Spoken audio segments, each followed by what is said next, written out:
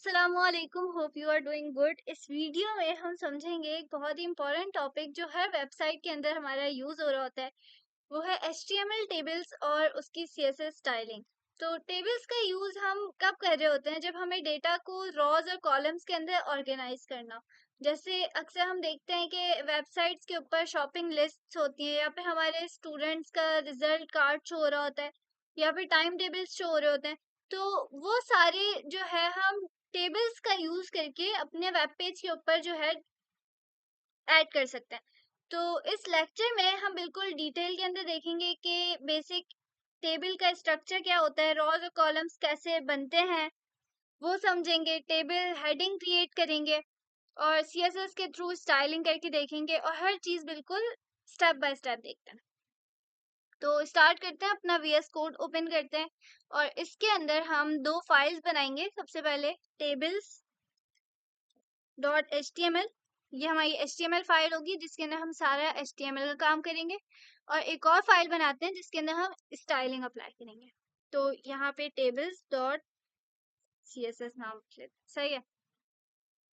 इसको क्लोज कर देते हैं और अब HTML फाइल के अंदर जाएंगे, बॉयलर टेम्पलेट जनरेट करेंगे, Shift 1 एंटर। ये हमारा टेम्पलेट बेसिक स्ट्रक्चर जो HTML डॉक्यूमेंट का होता है वो बन गया, ठीक है। और अपनी फाइल को लिंक कर देते हैं। सबसे पहले यही सारे काम करने होते हैं, ठीक है, वो हमने कर लिए। अब यहाँ पर हम समझते हैं कि टेबल किस तरह से बनता है, ठीक है। अब देखो, हम अगर एक टेबल बनाते हैं, स्टूडेंट इंफॉर्मेशन के लिए एक टेबल बना रहे हैं, ठीक है। तो एक तो पहले हम हेडिंग डाल देते हैं, स्टूडेंट इंफॉर्मेशन टेबल, ठीक है, ताकि हमें पता चले कि अच्छा आउटपुट के ऊपर डिस्प्ले जो है क्या हो रहा है, हमारा स्टूडेंट इंफॉर्मेशन टेबल हो रहा है, ठीक है।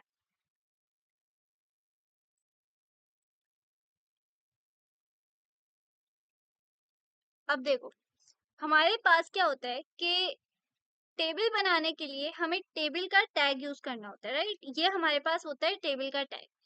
अब टैग टेबल को स्टार्ट करते हैं और उसके अंदर, इस टैग के अंदर जो है हम रॉज और हेडिंग जो भी हमें ऐड करना होता है वो हम इसके अंदर ऐड करते हैं, ठीक है।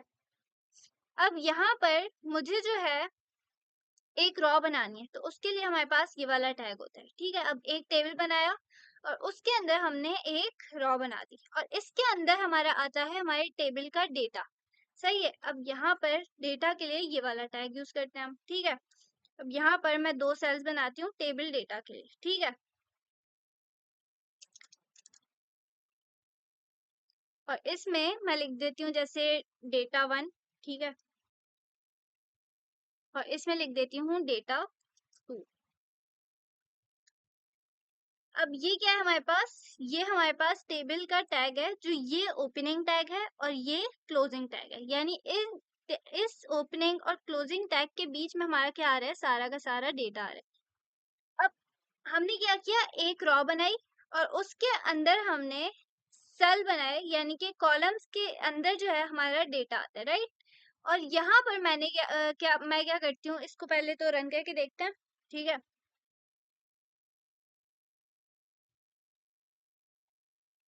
ये देखो, यहाँ पर हमारे पास क्या हुआ कि जो है इधर इस तरह से हमारा data 1 और data 2 आ रहा है, यानी कि वो एक रॉ के अंदर हमारा सारा डेटा शो हो रहा है, सही है। अब इधर मैं क्या करती हूँ, यहाँ पर एक बॉर्डर दे देती हूँ, सही है। बॉर्डर से क्या होगा कि हमारे पास अभी जो है ना टेबल विजिबल हो जाए हमारा। ये एक क्विक वे है बॉर्डर शो करने की, लेकिन बेस्ट प्रैक्टिस में हम क्या करते हैं, CSS यूज करते हैं, जो आगे हम अप्लाई करके देखेंगे, सही है।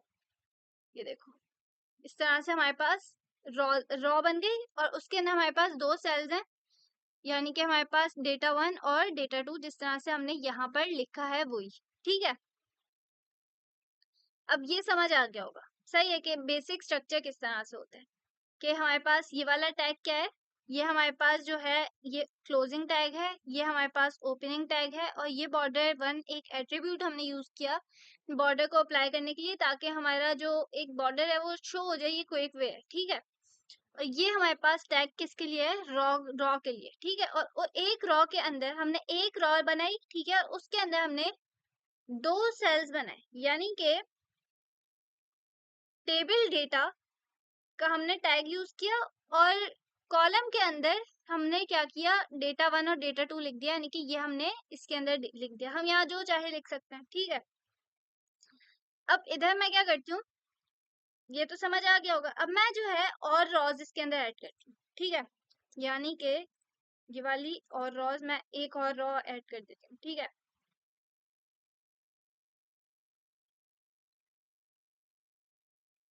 और एक और row। सही है। अब यहाँ पर मैं क्या करती हूँ, यहाँ पर जो है मैं इस टेबल में 3 स्टूडेंट्स का डेटा ऐड करूंगी और हर स्टूडेंट का नाम और रोल नंबर जो है वो उसके अंदर शो होगा। सही है। यहाँ से डेटा 1 और डेटा 2 को हटा देते हैं, ठीक है। इसको कॉपी करती हूँ, यहाँ पर जो है ना मैं इसको ही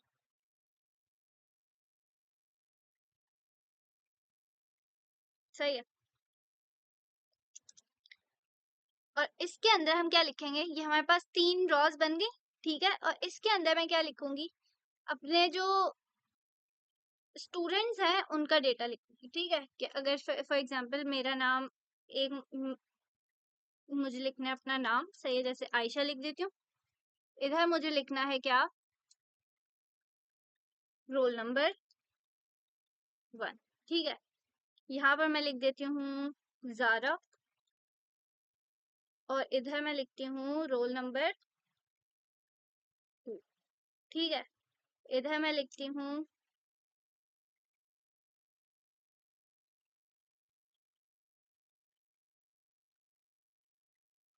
और इधर रोल नंबर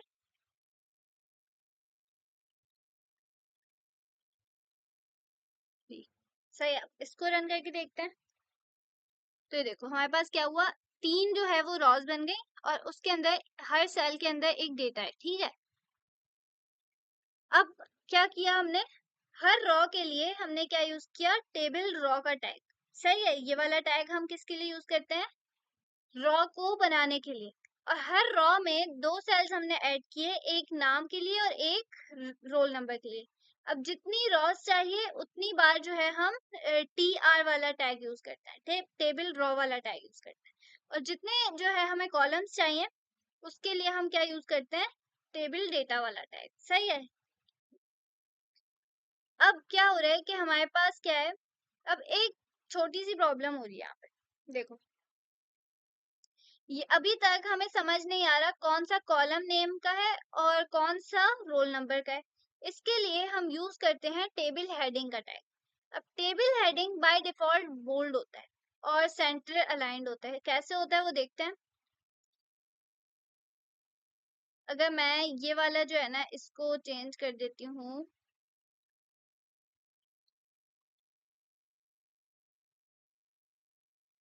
इसको हटाती हूँ, टेबल हेडिंग कर देती हूँ, ठीक है। और इधर मैं कर देती हूँ नेम,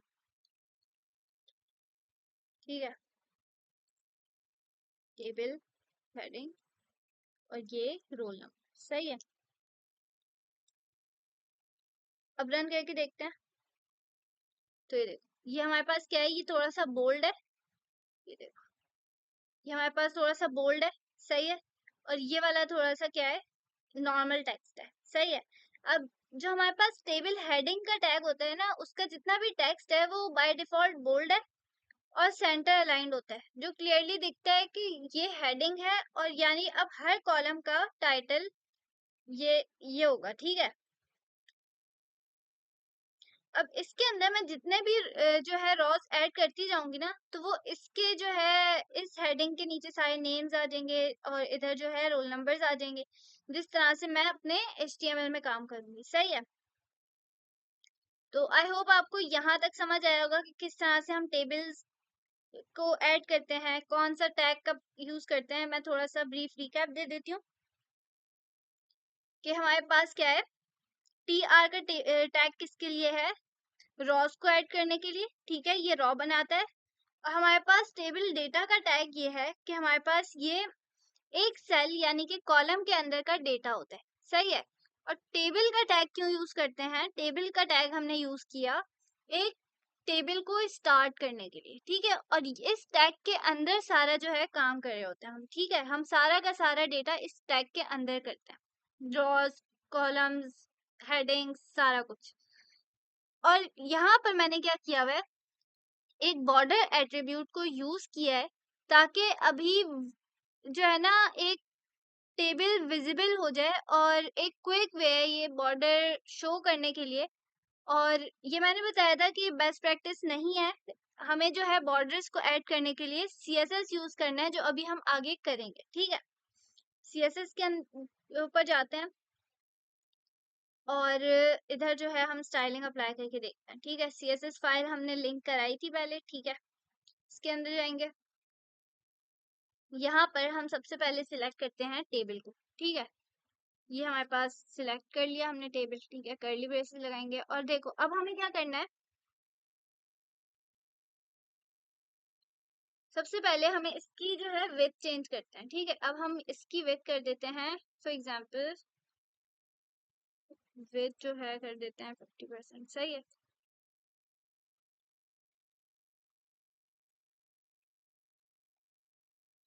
तो ये देखो किस तरह से हो रही है। अब विथ 50% से क्या हुआ कि टेबल की विथ जो है हमारी एडजस्ट हो गई, ठीक है। और मैंने क्या बताया था कि हमारे पास जो हेडिंग्स का टेक्स्ट होता है ना, हमारे पास बोल्ड और सेंटर अलाइंड होता है। तो ये देखो ये सेंटर अलाइंड हो गया खुद हो गई। अब बॉर्डर क्या करते हैं, बॉर्डर हम इसका बॉर्डर चेंज करके देखते हैं। बॉर्डर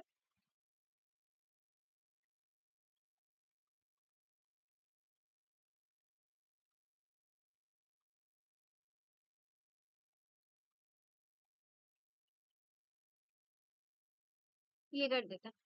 अब इधर क्या करते हैं, इसको कोलैप्स कर देते हैं, सही है। कि अब इसका मतलब है कि डबल बॉर्डर्स जो है एक सिंगल नीट लाइन बन जाए, कि जैसे अभी हमने पहले देखा था कि यहाँ पर ना डबल बॉर्डर्स आ रहे थे, वो हमने हटा के सिंगल एक नीट सी लाइन बना दी, सही है। अब इसके बाद जो है हम इधर पैडिंग इसकी एडजस्ट करते हैं, सही है। पैडिंग कैसे एडजस्ट करेंगे, अब हमने टेबल हेडिंग और टेबल डेटा के ऊपर स्टाइलिंग थोड़ी सी अप्लाई करते हैं, सही है। टेबल डेटा सिलेक्ट किया, ठीक है। और इधर जो है हम इसके ऊपर एक बॉर्डर अप्लाई करते हैं, ठीक है। बॉर्डर, और ये हम कर देते हैं फॉर एग्जांपल 1 पिक्सल सॉलिड। और इधर हम इसको कलर दे देते हैं फॉर एग्जांपल ब्लैक ही दे देते हैं, ठीक है। ये अपनी मर्जी से जो भी चाहे हम दे सकते हैं, सही है। अब इसको देखते हैं, तो ये देखो इस तरह से ये अप्लाई हुआ, ठीक है। अब इसको अगर मैं चेंज करके दिखाऊं ना,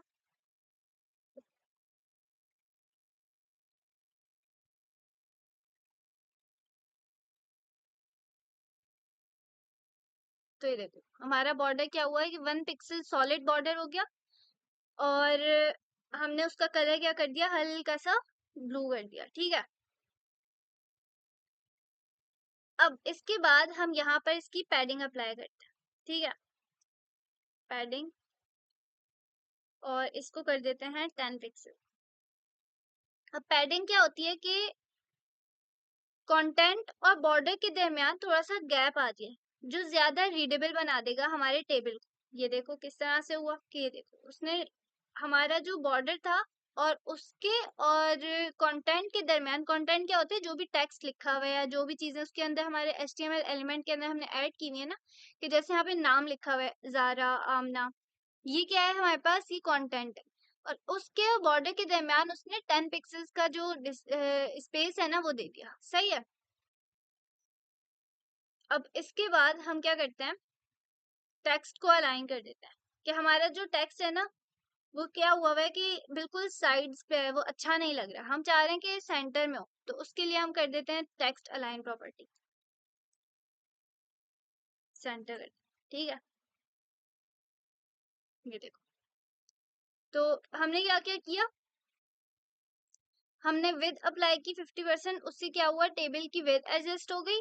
उसके बाद हमने बॉर्डर कोलैप्स कर दिया। इसका मतलब है कि जो हमारे पहले डबल बॉर्डर्स आ रहे थे ना, वो एक सिंगल लाइन बन गई।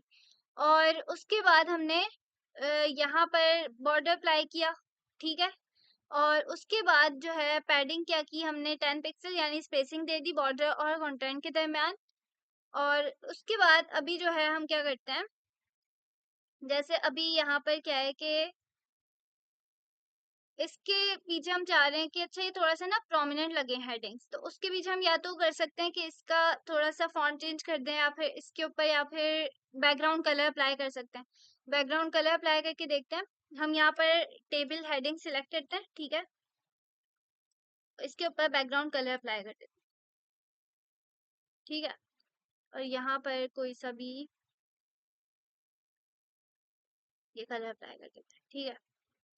ये देखो, अब हमारे पास क्या हुआ कि हेडिंग को मैंने जो है वो ये वाला कलर दे दिया ताकि वो अलग से हाईलाइट हो जाए। अब ये सब जो है बेस्ट प्रैक्टिसेस हैं, आपको टेबल्स बनाते वक्त जो है वो यूज करने चाहिए।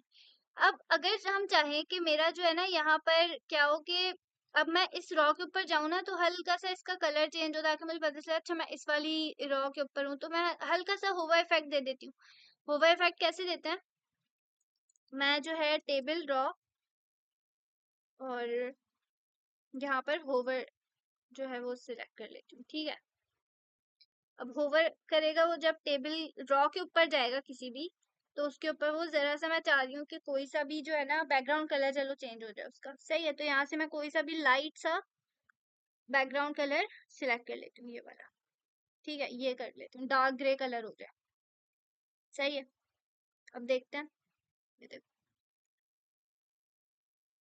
अब इससे क्या हुआ, ये छोटी थोड़ी सी जो है ना वो फिनिशिंग की टच दे देता है होवर इफेक्ट। जब भी यूजर माउस जो है लेकर जाएगा किसी रॉ के ऊपर, तो उसका बैकग्राउंड हल्का सा जो है ना वो ग्रे हो जाएगा। अब ये छोटी सी चीज टेबल को जो है प्रोफेशनल और इंटरेक्टिव बना देती है, और इसको जो है हम थोड़ा सा यूजर एक्सपीरियंस कहते हैं, कि इससे यूजर का जो एक्सपीरियंस होता है वो अच्छा हो जाता है। हमारे वेब पेज का यूजर एक्सपीरियंस जो है अच्छा होगा, तो ऑब्वियसली हमारा जो वेबसाइट है उसका वो अच्छी बनेगी, राइट। अब यहाँ पर हमारे पास कुछ शॉर्ट हैंड मेथड्स होते हैं, बेस्ट प्रैक्टिसेस होती हैं जो, और कुछ गलतियां भी होती हैं जो हमें अवॉइड करनी चाहिए, ठीक है। अब बात करते हैं हम बेस्ट प्रैक्टिसेस की और मिस्टेक्स की जो नहीं करनी। अब हमें क्या करना होता है कि हमेशा जो है बॉर्डर कोलैप्स वाली प्रॉपर्टी को यूज करना चाहिए नीट बॉर्डर्स के लिए, सही है। अब जैसे अगर मैं इसको कर देती हूँ कमेंट, ठीक है, इसको मैं हटा देती हूँ फॉर एग्जाम्पल, ठीक है। अब रन करके देखती हूँ इसको, तो ये देखो ये नीट नहीं लग रहा, राइट। इसके लिए हमें क्या करना होता है, बॉर्डर कोलैप्स प्रॉपर्टी यूज करनी होती है। और उसके बाद हमने देखा था कि हमने जब हेडिंग्स नहीं ऐड की हुई थी, वो हमें जरूर ऐड करनी चाहिए ताकि जो है डेटा समझना हमारे लिए आसान हो। और टेबल को रीडेबल और यूजर फ्रेंडली बनाने के लिए हमें क्या करना होता है कि हमें फॉन्ट साइज, फॉन्ट की प्रॉपर्टीज, टेक्स्ट प्रॉपर्टीज को अप्लाई करना चाहिए, ठीक है। और जब भी अगर फॉर एग्जांपल हमने क्या किया था, ये शॉर्ट हैंड मेथड जो है, अगर क्या होता है कि अगर आप यहाँ पर जैसे मैं अप्लाई कर रही हूँ कि एक ही स्टाइलिंग मुझे टेबल हेडिंग के ऊपर भी अप्लाई करनी है और टेबल डेटा के ऊपर भी अप्लाई करनी है, तो मैं एक साथ जो है वो ग्रुप सिलेक्टर्स को यूज करके एक साथ स्टाइलिंग अप्लाई कर सकती हूँ। और उसके अलावा टेबल को लेआउट के लिए यूज नहीं करना चाहिए। पुराने वेबसाइट्स में क्या होता है था कि लेआउट टेबल्स से बनते थे, बट अब सीएसएस ग्रिड और फ्लेक्स बॉक्स जो है हम यूज करते हैं, जो हम आगे पढ़ेंगे, सही है। और इनलाइन स्टाइलिंग जैसे हमने यहाँ पर की थी, यहाँ पे मैं वापस इसको फिलहाल अप्लाई कर देती हूँ बॉर्डर, सही है। यहाँ पर हमने क्या किया था, ये वाली इनलाइन जो है स्टाइलिंग अप्लाई की थी, ये यूज करना बिल्कुल भी बेस्ट प्रैक्टिस नहीं है, इसको अवॉइड करना चाहिए। वो आउटडेटेड है। अगर आप बहुत ज्यादा ये चीजें यूज करेंगे ना, तो आपका जो कोड है वो काफी जो है वो कॉम्प्लेक्स सा हो जाएगा, आपको खुद भी नहीं समझ आएगा। तो सीएसएस के लिए हम अलग से हमेशा क्या करते हैं, स्टाइल शीट को बनाना बेस्ट प्रैक्टिस है, तो उसको प्रैक्टिस करना चाहिए। तो आई होप आपको समझ आया होगा कि एचटीएमएल टेबल का स्ट्रक्चर क्या होता है, रॉज और कॉलम्स कैसे बनाते हैं, टेबल हेडिंग और डेटा डिफरेंस क्या होता है, सीएसएस के थ्रू स्टाइलिंग किस तरह से करते हैं। तो आई होप आपको ये सारी चीजें समझ आई होंगी। अगर आपने को कोई भी कंफ्यूजन हो तो कमेंट्स में पूछ लें और अपना फीडबैक जरूर दें। और अल्लाह हाफिज।